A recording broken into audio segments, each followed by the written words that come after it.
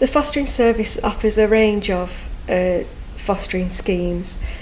There is long-term and short-term fostering. Short-term fostering is where a child needs to be looked after until the situation is resolved with his or her birth family, or where plans are made for that child to live elsewhere on a permanent basis. Long-term fostering is about families looking after a child with the intention of looking after that child until he or she or they reach independence and can live on their own or in a supported accommodation arrangement. The short term, I was told, depending on the reasons why children came into care, could be from anything from a week to up to 2 or 3 years. Right. It ended up being, I didn't have anybody for a week, it ended up being more like 4 or 5 years. Yeah.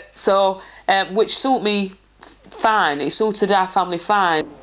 It's brilliant. I mean, we started off with very quickly after panel with 3 children. And it was just wonderful. It was hard, it was definitely hard work, time consuming, but really, really brilliant. We loved every minute of it. It's rewarding, it's exciting, it keeps you, I won't say young because I'm still 41, but it keeps me current. I know what's happening today, I know what's happening with music, I know what's happening on the streets. I get to hear all the lingo, you know, all the street talk that people's talking. I get to hear all that. I'm all right with text messaging. So there were real positives to looking after a teenager, real positives. When we first started, we were almost expected to be a volunteer. Now there is more professionalism across the board.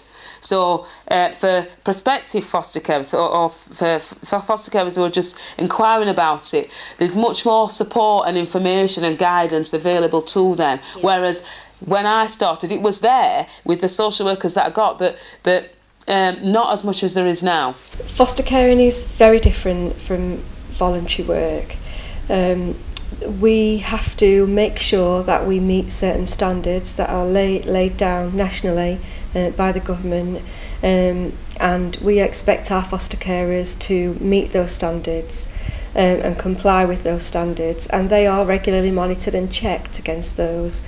So I would say that puts a certain professionalism on fostering because those requirements are there.